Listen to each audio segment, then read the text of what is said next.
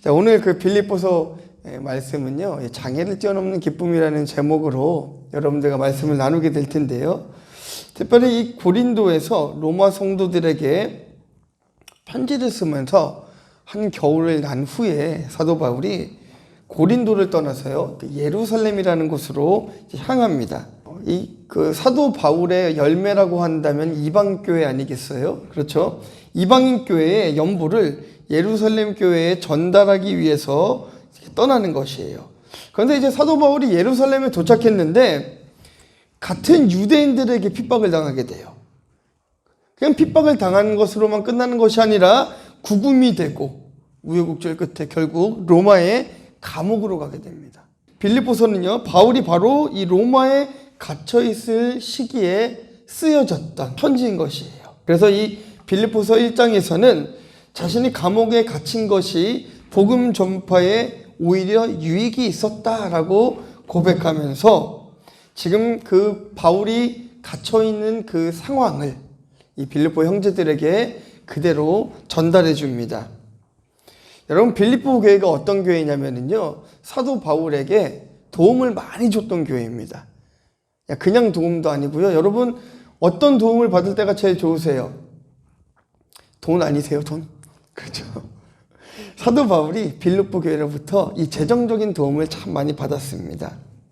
재정적인 지원을 많이 해왔던 교회가 바로 이 빌립보 교회인데요. 특별히 그 데살로니가 있을 때에 이제 말씀에 의하면은 두어 번 바울이 쓸 것을 챙겨서 빌립보 성도들이 보내기도 했고요.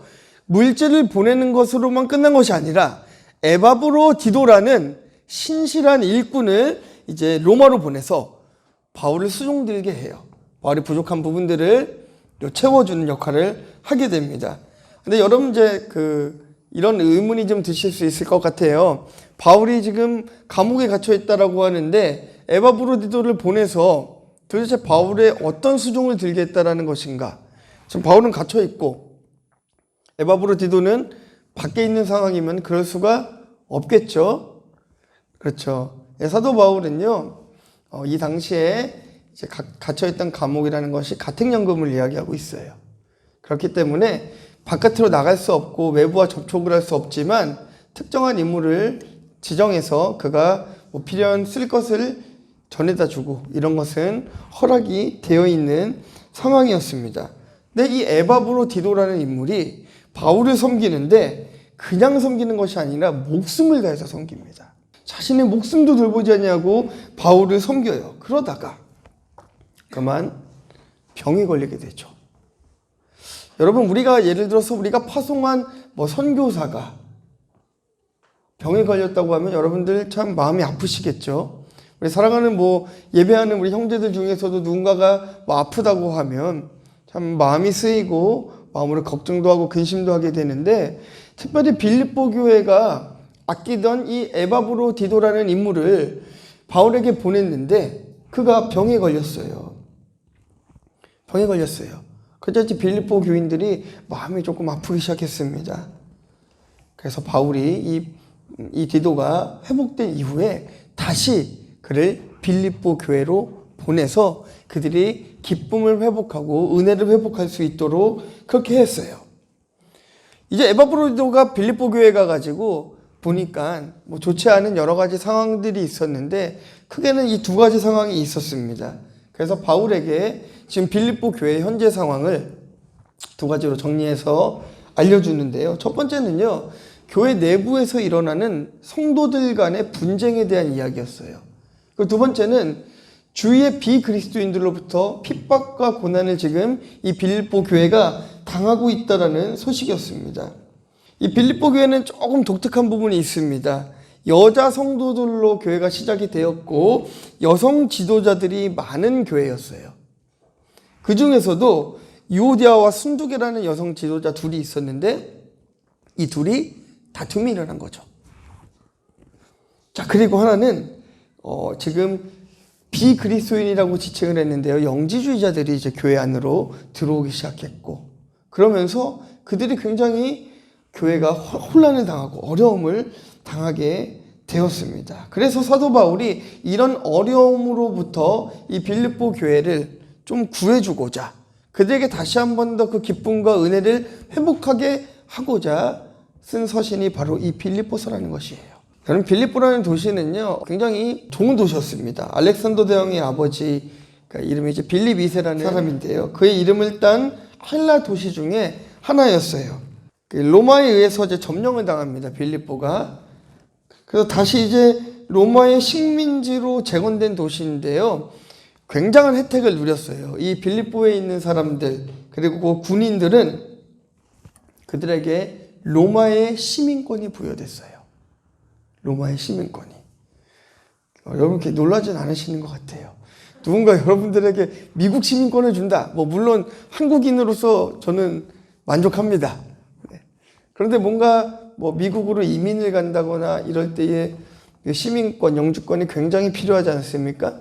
마찬가지로 이 로마의 식민지가 된 빌립보였음에도 불구하고 로마에서는 그들에게 시민권을 줘요. 그러니까 어떤 일이 벌어질까요? 시민들이 자발적으로 황제를 막 숭상하는 일들이 벌어지죠. 그리고 그 당시에는 그들이 섬기는 다른 신이 있었음에도 불구하고 자신들이 섬기는 신과 더불어서 로마의 황제를 신으로서 숭배하는 일들이 빈번하게 벌어졌어요. 그래서요, 사도 바울이 미움을 당한 거예요.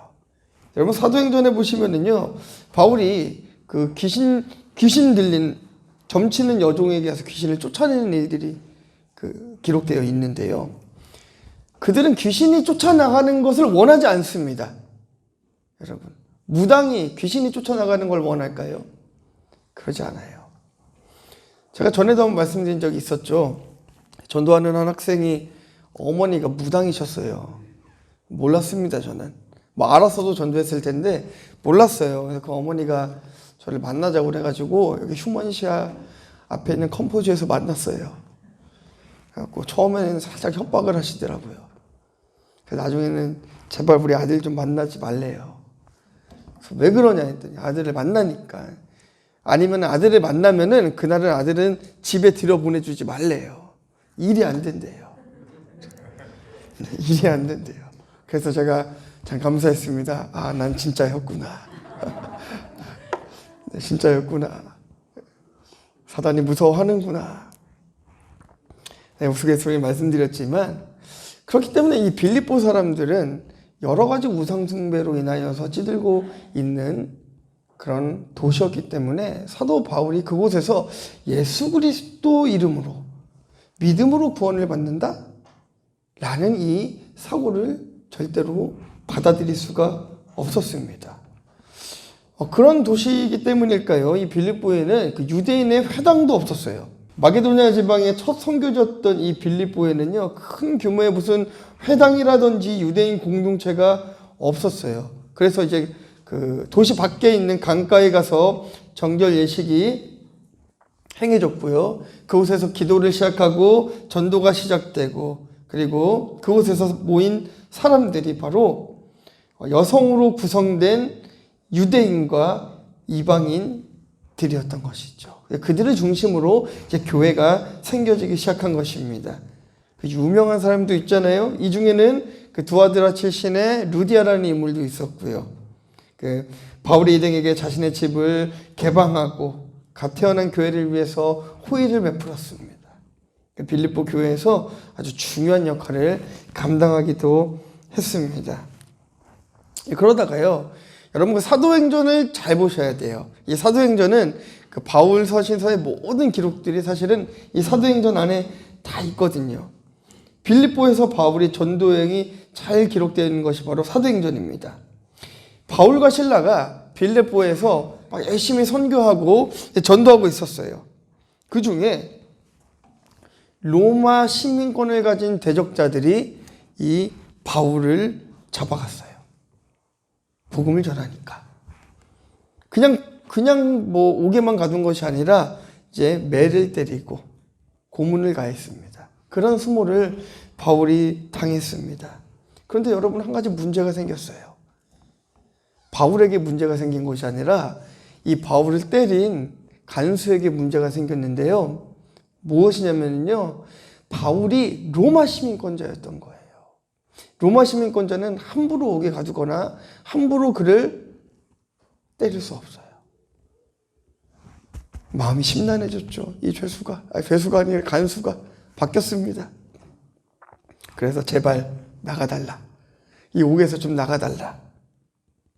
그래서 떳떳하게 바울 일행은 옥에서 나와 유대의 집을 방문하고 이웃 도시인 데살로니가로 향하게 돼요. 근데 여러분, 이 얼마나 소망을 얻었겠어요, 이 빌립보 교인들이. 안 그렇겠습니까?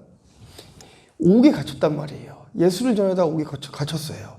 하나님이 능력이 없는 분이신가? 어떻게 믿는 자들을 그렇게 핍박할 수 있고 옥에 갇을 수 있지? 빌립보 교인들이 힘들었을 텐데 오히려 바울이 옥에서 나와서 그들 앞에 딱 나타나니까 그들은 든든해진 것이죠. 와, 하나님이 살아계시는구나. 하나님이 살아계시는구나. 이것이 증거가 되어 빌립보 교회는 더욱더 단단해지고 있었습니다. 그리고 빌립보 교회가 이 바울을 상징적인 모델로 삼아 성장해 나갈 수가 있었어요. 그런데 바울은 빌립보서에서 지금 로마 감옥에 갇혀있는 현재 상황을 어떻게 고백하고 있냐면요, 빌립보서 1장 19절에 보시면은요, 이것이 나를 구원에 이르게 하는 줄 아는 고로라고 지금 고백하고 있습니다. 이 말은요, 지금 욥의 고백과도 같은 거예요. 자신의 행위와 마음이 하나님 앞에서 떳떳하다라는 사실을, 그리고 자신은 하나님을 진정으로 믿는다라는 사실을 그 친구들에게, 자신을 핍박하는 친구들에게 이야기했던 그 심정과 같은 심정으로 사도 바울이 이야기하는 것이에요. 내가 당하고 있는 이 환난으로 인하여서, 내가 당하고 있는 이 핍박으로 인하여서 나는 참으로 즐거워하고 이것이 나를 구원에 이르게 하는 줄을 내가 안다라고 사도 바울이 고백하고 있는 것입니다. 대적자들에 의해서 죄인으로 몰려서 이 감옥에 갇혀 있을지라도 나의 믿음과 행동은 하나님께서 아시기 때문에 나는 괜찮다라는 거예요. 이것이 바로 사도 바울의 고백인 것이고, 고난을 당해야 하는 빌립보 교인들에게는 엄청난 위로가 되었던 것입니다. 여러분, 오늘 말씀을 통해서요, 이렇게 사도 바울과 같이 장애를 뛰어넘는 기쁨이 어떤 기쁨인지 한번 나눠보도록 하겠습니다. 말씀을 통해서 여러분 소망을 얻고 위로를 얻는 귀한 시간이 되기를 주님의 이름으로 축원합니다. 첫 번째는요, 환경을 뛰어넘는 기쁨입니다.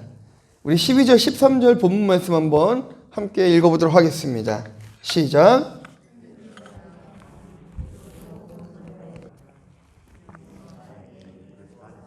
모든 시대 안과 그 밖의 모든 사람에게 나타났으니. 아멘. 여러분, 이 서신을 작성하고 있는 바울은 감옥에서의 생활을 하고 있는 중이에요. 이런 어려운 환경 가운데에 바울이 이 13절의 고백을 통해서 이러한 고난과 환경이 도리어 뭐라고 하고 있습니까? 시대의 안과 밖으로 은혜가 되었다라는 거예요. 그런데 지금 왜 이런 서신서를 작성하고 있는 것이죠? 빌립보 교회가 큰 어려움에 처해 있기 때문인 것입니다. 여러분, 감옥 가보셨어요? 감옥? 안 가보셨죠? 별로 안 가보고 싶으시잖아요. 우리 장로님은 가보셨잖아요. 그렇죠? 군생활 하시면서. 그렇죠? 잘 알고 있습니다. 제가 후배입니다. 저도 경교대 출신이에요. 그리고 또 실제로 저는 또 중국에서 2주간 또 이제 갇혀본 적이 있죠. 그 감옥이라는 그 곳에 갇혀 있는 것이 괴로운 것이 아니고요. 실제로 가보면은요, 이렇게 뭐 핏자국이 있는 그 벽, 그리고 의자, 막 이렇게 막 손으로 이렇게 묻혀진 그 피 자국, 이런 게 막 있어요. 아침부터 죄송합니다. 그런데요, 그런 정신적인 스트레스가 굉장히 커요. 그런데 사도 바울이 그렇게 악한 환경 가운데서도, 그렇게 어려운 환경 가운데서도 빌립보 교회를 사랑하는 마음으로, 진정으로, 뭐 재정적인 어려움이나 내부적 어려움이 아닌 이 외부적인 어려움으로 인하여서 고난을 당하고 있는 이 빌립보 교인들에게 희망을 주기 위해서 이 서신서를 쓰고 있는 것입니다. 제가 두 가지 원인으로 이 지금 빌립보 교회가 어려움을 당하고 있다라고 말씀드렸죠. 첫 번째는요, 빌립보 교회로 침투해 들어온 바리새적 율법주의자들이에요. 그게 무슨 얘기냐면요, 그건 이제 그 성도들입니다. 율법주의자들이 그 안으로 들어왔어요. 그래서 할례를 받지 아니하면 절대로 너희들이 구원을 받을 수 없다라는 거예요. 실제로 구약에 그렇지 않았습니까? 할례라는 것이 하나님의 백성이 되었다라는 필수의 조건이었잖아요. 그렇기 때문에 예수 그리스도를 믿더라도 할례를 받지 않으면 구원을 받을 수가 없다라는 거예요. 그러니까 이제 빌립보 교인들이 혼란스럽게 시작하는 거죠. 왜 혼란스럽습니까? 사도 바울은 그들에게 그렇게 가르치지 않았어요. 구원이라는 것은 오직 예수 그리스도를 믿는 믿음으로 얻는 것이다라고 주장했는데, 이 율법주의자들이 들어와 가지고 이야기한다는 것이 아니다. 믿음이 있어도 할례를 받지 않으면 결국 구원을 받을 수가 없다라는 거예요. 여러분, 우리도 신앙생활을 하면서 이런 착각에 빠지기가 굉장히 쉽습니다. 우리가 어떤 선을 행함으로써 하나님께서 우리를 사랑해 주시고 우리를 구원해 주신다는 착각에 빠지기가 너무 쉬워요. 여러분, 억만금을 헌금을 하고 선한 일을 하고 선한 이웃을 돕는다 할지라도 믿음이 없으면 절대로 구원받을 수가 없습니다.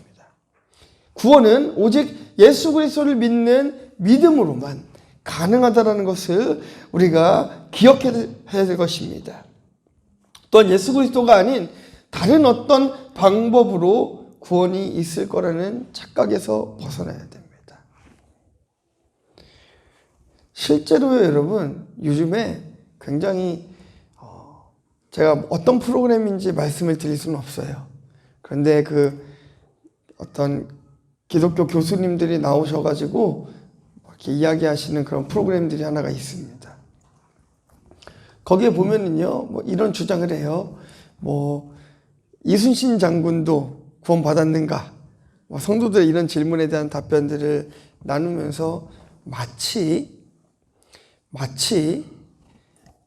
예수 그리스도를 믿는 믿음으로만 구원을 받는 게 아니다라고 그렇게 이야기하지는 않지만 그렇게 들리게끔 이야기하는, 그 왜 그렇게 얘기하는 것이죠? 사람들이 불편해하지 않게 하기 위해서인 거예요. 그런데요, 여러분, 사도 바울은 그렇지 않았습니다. 바울은 그들을 불편하게 했어요. 귀신 들린 자에게 귀신을 쫓아내버렸어요. 복음을 듣기를 싫어하는 자들에게 복음을 선포해버렸어요. 우리는요, 여러분, 우리가 전도하고 복음을 전하는 것을 너무 여러분 착하게 생각하시는 것 같아요. 우리는 그들에게 선포하는 것입니다. 부탁하는 게 아니에요. 예수 좀 믿어주세요라고 부탁하는 것이 아니라 반드시 예수를 믿어야 된다라고 우리는 선포하는 것이에요. 그리고 그렇게 선포할 때 하나님께서 역사하시는 것입니다. 그것이 다원주의이며 한국교회를 전체를 혼란에 빠뜨리고 있는 WCC가 그렇지 않습니까? 예수 위에 다른 구원을 자꾸 이야기하고 있지 않습니까? 율법주의자들은 할례를 통해서만 구원을 얻을 수 있다라고 착각하고 있었던 것이에요. 어떤 행함을 해야만 구원을 얻을 수 있을 거라는 착각 속에 빠져 있는 것입니다. 오직 믿음으로 구원을 받을 것이라는 사도 바울의 가르침과는 상반되는 주장에 이 빌립보 교인들이 굉장히 혼란스러웠던 것이에요. 그러나 바울은 이렇게 어려운 상황들 가운데서도 하나님의 은혜를 구하고 자신의 매임으로 인해서 내가 감으로 인하여서 오히려 복음이 더 증거되었듯이 지금 너희들이 겪고 있는 이 혼란이 빌립보 교회가 든든히 서가는 초석이 될 것이라고 이야기하고 있는 것입니다. 여러분, 그래서요, 부흥하는 교회들의 특징은요, 고난을 당하고 어려움을 당하고 흔듦을 당하는 교회들이에요. 그리고 그것을 이겨냈을 때에 하나님께서는 그 교회를 부흥시켜 주셨습니다. 성도의 개인의 인생도 마찬가지예요. 그냥 순탄하게만 살아오는 것이 아니라 고난을 통해서 여러분들의 믿음을 단단하게 하시고 그 믿음을 절대 잃어버리지 않도록 하나님께서 묶어주시지 않습니까? 빌립보 교회는 이런 고난을 통해서 단단한 교회가 되기 위해서 사도 바울이 직접 자신이 당하고 있는 고난을 그들에게 전달해주고 있는 것이에요. 두 번째 무슨 요인이 있었냐면요, 사이비 그 바울주의자들, 그들이 빌립보를 빌립보 교회를 미혹하고 있었어요. 영지주의죠. 영은 깨끗하고 육신은 더럽다라는 거예요. 그들의 주장은 그런 거예요. 육신은 그냥 마음대로 살면 되는 것입니다. 우리 영이 구원받는 것이지 뭐 육신은 괜찮지 않느냐? 영지주의자들이 와서 그렇게 얘기하는 거예요. 그러니까 육신은 마음대로 살아도 되는 거예요. 그래서 당시 로마에도 보면요, 실제적으로요, 이 영지주의자들 사이에서는 동성애도 불붙듯이 일어났었어요. 그들이 가능한 이유는요, 그게 가능한 이유는 육신은 더러운 것이고 영은 깨끗한 것이고 영만 깨끗하면 돼 라고 생각했기 때문인 것입니다. 그들은 이미 자신들이 구원받은 백성이기 때문에 윤리적인 실천도 필요 없다라고 이야기하고 있습니다. 하지만 바울과 가장 가까운 사이였던 이 야고보의 가르침은 어떻죠? 행함이 없는 믿음은 죽은 믿음이다라고 이야기하고 있어요. 그것이 구원이 취소가 된다는 것을 있는 것이 아니라 구원받은 성도라고 한다면 자신이 받은 그 구원에 감사하며 성도로서의 삶, 아름다운 열매, 그리스도인다운 삶을 살아갈 권리, 의무가 있다는 것을 야고보가 이야기하고 있는 것입니다. 이미 사도 바울은 로마서를 통해서 구원받은 백성은 어떤 삶을 살아야 하는지를 잘 보여주고 있었습니다. 성경에 보시면은요, 복도 마찬가지예요. 일반 사람들에게, 모두들에게 주시는 복이 있다라고 한다면 믿는 자들에게만 허락되는 복이 있어요. 허락되는 복들이 있습니다. 저번 주에 제가 신명기 28장 말씀을 설교하면서 말씀드린 적이 있을 거예요. 아세르라는 복이 있어요. 그게 무엇이냐면요, 일반 복이 아니라 믿는 자들에게만 허락되는 복, 그것이 있습니다. 마찬가지로 우리가 예수 그리스도를 믿었다라고 한다면 나는 이제 구원받았으니까 그냥 대충 살아도 돼가 아니라 내가 구원을 받았기 때문에 그 구원에 감격하여 내가 그리스도인다운 삶을 살아야겠다라고 오히려 더 다짐하고 결심해야 되는데, 이 빌립보 교회 안에 그렇지 않다라고 이야기하면서 바울의 주장을 뒤흔드는 영지주의자들이 들어온 것이죠. 여러분, 우리도 그 안일한 신앙생활로 인하여서 이런 사고에 빠지기가 쉽습니다. 난 이미 구원받은 백성인데 내가 예배를 잘 드려서 뭐 하나? 죄를 지으면 회개하면 되지. 이런 사고로 살아가는 그리스도인들이 너무나 많다라는 거예요. 그러나 바람직하지 않습니다. 정말 예수 그리스도를 믿는 자들이라 한다면 죄를 지었을 때 하나님의 자녀로서 죄 지은 것을 부끄러워하고 통회하면서 회개해야 되고 다시는 그 죄를 짓지 않도록 노력하며 살아가야 되는 것입니다. 오히려 세상 사람들보다 더 선을 행하면서 살아가야 되는 것입니다. 그런데 영지주의자들이 어떻게 얘기하고 있습니까? 육신은 악한 것이기 때문에 어떻게 살아도 관계없다라고 이렇게 그들을 미혹하고 있는 것이에요. 이런 어려움이 있는 빌립보 교회에 바울이 전하는 메시지는 자신의 매임으로 인하여 세상이 하나님을 알게 되었다라는 것이었습니다. 어떤 환경도 하나님이 주시는 기쁨을 뛰어넘을 수 없다라는 것을 이야기하고 있는 것이에요. 그러니 빌립보 교회도 어려움이 있는지는 알지만 그런 환경을 뛰어넘어서 하나님께서 주시는, 주님이 주시는 기쁨을 만끽해야 된다라고 이야기하고 있는 것입니다. 그 말씀은 동일하게 오늘 여러분들 삶에도 적용되는 것 같습니다. 여전히 여러분들 삶에 고난이 있고 어려움이 있고 힘든 상황이 있지만 주님으로 기뻐할 수 있는, 하나님 여러분들에게 허락하신 구원의 기쁨으로 늘 기뻐할 수 있는 여러분들 되시기를 주님의 이름으로 축원합니다. 자, 두 번째는요, 사람을 뛰어넘는 기쁨이에요. 네, 우리 14절부터 21절 말씀인데요. 제가 15절부터 17절까지만 한번 같이 보도록 하겠습니다. 시작.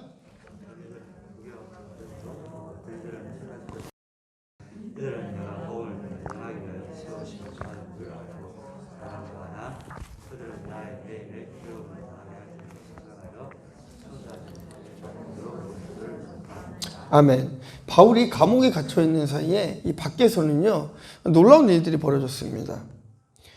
그것은 바울이 옥에 있음에도 불구하고 그리스도의 복음을 전하는 일에 사람들이 더 열심을 내고 있는 거예요.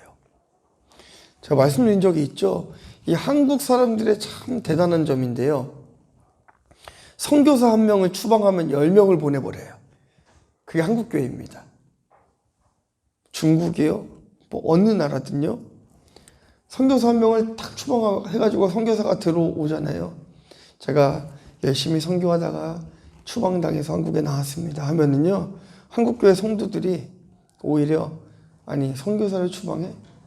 거기서 또 누가 복음을 전하지? 내가 가야지. 한 명을 추방했는데 10명이 가요. 막. 이게 바로 한국교회의 힘이거든요. 한국교회의 힘입니다. 사도 바울이 좀 감옥에 갇혀 있는데 그것을 보고 사람들이 좌절하고 낙심하는 것이 아니라 오히려 그리스도를 전파하는 일에 더 힘을 쏟는 거예요. 문제는요, 그 복음을 전하는 목적과 의도가 조금씩 달랐던 거예요. 그게 조금 전에 읽었던 복음, 지금 본문의 말씀이었는데요. 어떤 이들은 순수한 마음으로 그리스도의 복음을 증거하는 사람도 있었고, 또 어떤 무리들은요, 바울을 질투하고 시기하는 마음으로 복음을 전하는 사람들도 있었습니다. 더욱이 그들이 복음을 전하는 목적은 자신들이 높아지기를 원해서다라고 바울이 이야기하고 있습니다. 그런데 그런 것으로 인해서 상처를 받을 말도 한 빌립보 교회에 지금 사도 바울은 18절 말씀을 통해서 어떻게 이야기하고 있죠? 한번 말씀 볼까요? 시작. 그러면 무엇이냐? 거칠애로 하나 참으로 하나 무슨 방도로 하든지 전파되는 것은 그리스도니 이로써 나는 기뻐하고 또한 기뻐하리라. 아멘. 여러분, 저는 선교사로서 오랫동안 활동하지 않았습니까? 그럼 사람들이 막 이야기해요. 어떤 선교지는 정말 일도 안 한다더라. 저기는 가면은 뭐 사역도 안 한다더라. 그때부터 제가 그 이야기해 주시는 분들에게, 그래서 그것을 듣고 상심한 성도들에게 해주는 이야기가 있습니다. 그들 나름대로 쓰임 받고 있는 것입니다. 그들대로 쓰임 받고 있는 거예요. 여러분, 제가 기도를 뭐 하루에 몇 시간을 하고 여러분이 10분을 기도한다고 제 믿음이 크고 여러분들 믿음이 작고 이런 게 아니란 말이에요. 무엇을 이야기하고자 하는 것이냐면요, 한 하나님, 우리가 한 복음, 그리스도의 한 성령이 우리 안에 내주하고 계시기 때문에 여러분, 우리가 그리스도인을 욕하는 것은 내 얼굴에 침 뱉는 거예요. 여러분, 그렇지 않습니까? 그런 의미에서 사도 바울은 어떻게 하든 복음만 증거되면 된다라는 거예요. 그들이 잘못된 복음만 전파하고 있지 않다면, 자신을 시기하고 질투하는 무리 때문에 속상하지만 그럼에도 복음이 증거되고 있다는 사실만으로 나는 기뻐할 수 있다는 것입니다. 우리들 삶 속에서 인간관계도 굉장히 중요합니다. 때로는 그 인간관계 때문에, 그 안에 상처 때문에 신앙을 포기하는 사람들도 생기기도 합니다. 나를 속상하게 하고 나를 인정해주지 않고 나를 핍박하는 사람들이 있다 할지라도 우리를 구원하신 그 은혜와 사랑으로 인하여서 기뻐할 수 있어야 되는 거예요. 사람으로 기뻐하는 것이 아니라 하나님으로, 복음으로 기뻐할 수 있는 여러분들이 되셔야 될 것입니다. 어렵지요, 여러분. 왜 안 어렵겠습니까? 저 자신도 인정받고 싶고 핍박받고 싶지 않고 내가 원하는 사람들만 하고만 관계하고 싶고 내가 원하지 않은 인간관계 속에 있을 때 불편함을 저도 느낍니다. 왜 안 그러겠습니까? 그럼에도 불구하고 바울과 같이 사람을 뛰어넘는 복음으로 기뻐할 수 있는 여러분들이 되셔야 될 줄 믿습니다. 근데 실상은요, 여러분, 참 그렇습니다. 자, 우리가 뭐 왼뺨을 치면 오른뺨도 되라고 말씀하시는데요, 우리 어떻습니까? 왼뺨을 치면 오른뺨도 때리죠. 한 대 때리면 두 대 때리고. 근데 저희 아이들도 그러더라고요. 둘이서 싸우는 걸 보면 재밌어요. 한 대를 때리면요 두 대를 때립니다. 두 대 맞으니까 또 억울하잖아요. 그러니까 또 세 대를 때려요. 그것도 맞으니까 또 억울하니까 또 네 대를 때려요. 그런데요, 하나님의 사랑은 그런 것이 아니라, 그런 것이 아니라 내가 한 대를 맞아도 복음을 전할 수 있어야 되고 내가 모진 소리를 들어도 복음을 전할 수 있어야 되는 그것이 바로 사람을 뛰어넘는 기쁨을 누릴 수 있는 그런 은혜인 것입니다. 사도 바울의 고백이 그렇습니다. 사도 바울은 핍박을 당하는 것으로 인하여서 힘들어한 것이 아니라 20절, 21절 말씀 보시면은요, 사람들의 핍박보다 내가 무서운 것은 내가 그리스도를 배신할까 하는 것이다라는 거예요. 이 핍박을 내가 이기지 못하고 그리스도를 배신할까 두렵다라는 거예요. 감동적이지 않습니까? 우리 이런 사도 바울의 고백을 마음에 새기고 사람을 뛰어넘는 기쁨을 누리는 여러분들 되시기를 주님의 이름으로 축원합니다. 자, 마지막 세 번째는요, 죽음을 뛰어넘는 기쁨입니다. 자, 우리 21절만 한번 읽어볼게요. 시작. 내게 사는 것도 그리스도니 죽는 것도 유익함이라. 제가 늘상 말씀드립니다. 총불을 딱 들고 예수를 믿는다면은 죽인다고 그래요. 그럼 여러분들 어떻게 하시겠습니까? 지금은요, 여러분들이 그렇게 생각하실 수 있어요. 아, 무서워서 일단 안 믿는다고 하고 살아야겠다. 지금은 그럴 수 있어요. 그런데요, 참 그리스도인들이 하나님의 은혜가 얼마나 대단하냐면요, 그리스도인들에게 실제로 그런 상황이 닥쳐오면 피하질 않아요. 피하질 않아요. 여러분들이 그렇다는 거예요. 여러분들 안에 있는 성령께서 그 담대함을 허락하십니다. 담대함을 허락하십니다. 바울 자신은요, 그리스도를 위해 죽는 것을 기쁨으로 여기면서 자신의 삶의 모든 목적과 이유가 바로 이 21절, 사는 것이 그리스도이고 죽는 것도 유익하다라고 고백하면서 죽음이 두렵지 않음을 고백하고 있습니다. 그러나 한 가지 걱정이 되는 건 그거였어요. 세상에 떠나서 죽임을 당해서 자기가 천국에 가는 것은 두렵지 않은데 남겨져 있는 이 빌립보 교인들이 회복되어지기를 원한다는 거예요. 남아있는 성도들이 회복되어지기를 원한다라고 이야기하고 있는 것입니다. 이것은요, 바울의 비겁한 변명이 아니라 바울이 깨달은 사랑이 무엇인지, 그 기쁨이 무엇인지를 빌립보 교회에 전해주고 싶었던 것입니다. 실제로 여러분, 그 샘물교회 사건이 2007년도에 있었습니다. 아프가니스탄 사건이 있었는데요. 혹자들은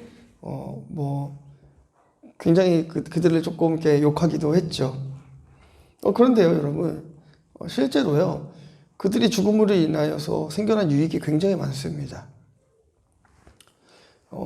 본래 이제 부산 광안리에서 하기로 했었던 이슬람 축제가 취소가 됐고요. 그 사건으로 인하여서. 그리고 실제로 그 샘물교회 사건에 있을 때 가장 먼저 내가 먼저 죽겠습니다라고 손들었던 사람은요, 그 흔히 말하는 모태신앙을 가진 자가 아니라 이제 예수를 막 믿기 시작한 초신자였습니다. 구원의 확신이 있기 때문에 죽음이 두렵지가 않았던 거예요. 지금 죽어도 천국에서 영원한 삶을 살 것이라는 믿음의 확신이 있기 때문에 그는 두려워하지 않고 하나님을 부인하지 않고 목을 기꺼이 내어주었던 것입니다. 그리고 그것은 한국교회에 많은 은혜를 끼쳤고 많은 선교사들을 파송하는 일에 힘을 실어줬던 것이죠. 그에게 죽음은 곧 기쁨이었습니다. 사도 바울에게 매맞는 것은, 그가 옥에 갇히는 것은 곧 기쁨이었고, 예수를 위해서 죽임을 당하는 것은 사도 바울에게 고통이 아니라 기쁨이었다는 것이에요. 당시 여러분, 바울의 상황이 좋지가 않아요. 황제인 네로가요, 바울을 주적으로 삼았어요. 그래서 그 모진 고난들을 몸으로 다 받아내야 됐습니다. 바울의 심신은 만신창이가 되어 있습니다. 그러나 그럼에도 불구하고 바울의 고백은 그리스도를 위해 죽는 것이 나에게 기쁨이다라는 것이에요. 결론입니다. 우리 이 시간 사도 바울의 고백을 가슴 깊이 좀 새겨봤으면 좋겠습니다. 내가 주를 배신할까 두려워하노라. 내가 주를 배신할까 두려워하노라. 우리가 두려워해야 되는 것은요, 여러분, 물질이 없어서 두려워하는 것이 아니라 내 자녀가 조금 어려움을 당해서 두려운 것이 아니라 우리가 신앙을 잃을까 두려워해야 돼요. 신앙 안에 있으면, 먼저 그의 나라와 의를 구하면 모든 것은 하나님께서 책임져 주십니다. 그건 맡기세요. 맡기세요. 다 맡기시고 우리가 해야 될 것은 우리의 믿음을 지키는 것입니다. 제가 중국 교회의 어떤 상황을 짧게 어떤 영상으로 만든 것이 있어서요. 영상 한번 보여드리고 같이 한번 기도하는 시간 갖도록 하겠습니다. 여러분 어떠세요? 그럼 여러분께 반대로 한번 질문해 볼까요? 중국 정부가 저렇게 기독교인을 탄압하고 교회 십자가를 내리고 재산을 몰수하고 심지어 개인의 사업까지도 막 없애버리고 있어요. 자, 그럼 이제 중국 기독교의 인구수가 점점 줄어들어야겠죠? 아니요. 오히려 더 늘어가고 있습니다. 왜인 줄 아세요? 그게 복음의 힘이에요. 그 환경을 뛰어넘는 것이 복음의 힘인 것입니다. 환경과 관계없이 기뻐하는 것이에요. 서로가 서로를 고발하고 서로가 서로를 의심하는 환경 가운데 자신을 고발하는 그 사람을 미워하는 것이 아니라 오히려 그를 긍휼히 여기며 기도하고 있습니다. 이게 믿음이고요. 성도는 예수 그리스도로 인하여서 기뻐할 수 있어야 되는 것입니다. 그것이 바로 오늘의 결론인 것입니다. 우리 같이 한번 기도했으면 좋겠습니다. 여러분들의 기쁨을 뺏어가는 어떤 장애가 있으십니까? 그게 환경입니까? 여러분을 괴롭히는 사람입니까? 여러분을 두렵게 하는 무언가가 있다면 예수의 이름으로 선포하시고 오늘 이 시간 이후로 여러분 그 모든 걱정과 근심에서 탈피하십시오. 여러분들을 묶고 있는 부정적인 생각들은 오늘 이 시간 이후로 떠나가게 해달라고 기도하십시오. 얘가 예수 그리스도를 믿는 그 기쁨으로만 기뻐할 수 있도록 하나님 도와주십시오. 우리 이 시간 한번 주님 앞에 한번 같이 통성으로 기도하도록 하겠습니다. 하나님 감사합니다.